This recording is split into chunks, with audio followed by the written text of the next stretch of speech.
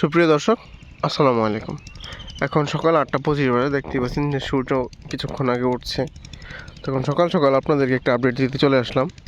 আজকে মূলত আপনাদেরকে ওই যে গত 2 দিন আগে দেখিয়েছিলাম যে ঘাস কাপের রেণু ছেড়েছি। আজকে সেই মাছের পরিস্থিতি কী রকম আসছে সেটাই দেখাবো।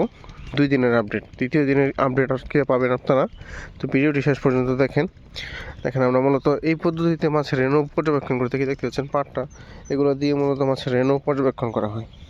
তো আপনারা 2 দিন আগে লাইভে দেখেছেন যে আমরা রেণুগুলো ছেড়েছি 12টার দিকে, শুক্রবার দিন।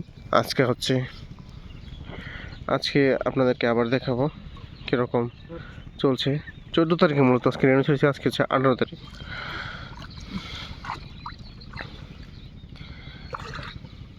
মাছ ইনশাল্লাহ দেখা যাচ্ছে, এখান থেকে আমি দেখতে পাচ্ছি ভালো পরিমাণ। আশা করি ইনশাল্লাহ ভালোই হবে। এর মধ্যে খাবার দেওয়া হয়েছে, ডিম, একবার ডিম দেওয়া হয়েছিল। মাছ আশা করি ভালোই আসছে। মাছের রেণু ভালোই দেখা যাচ্ছে। মাছ মূলত ইনশাল্লাহ ভালোই হবে। এখানে রেণু পরিমাণ ছিল 1 কেজি, পুকুর পরিমাণ 26%। এই যে দেখেন রেণু 4 দিন বয়স মূলত, 2 দিন না, আমি প্রথমে 2 দিন বলেছিলাম। এটা মূলত 4 দিন। 14 তারিখে ছাড়া হয়েছে, আজকে 18 তারিখ। 4 দিন বয়স। ঘাসকাপ মাছ মূলত এগুলো সবগুলো একদম অরিজিনাল ঘাসকাপ, নতুন। যাতে প্রয়োজন তারা 15 দিন পর্যন্ত পর থেকে আমাদের কাছ থেকে পোনা সংগ্রহ করতে পারবেন।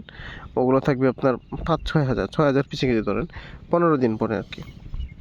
তো এই পোনাগুলোকে আমরা এখন ডিম দিব আরেকদিন, তারপর থেকে নার্সিং করব। যাতে প্রয়োজন পরে যোগাযোগ করতে পারেন বাংলাদেশের যে কোনো জেলা থেকে।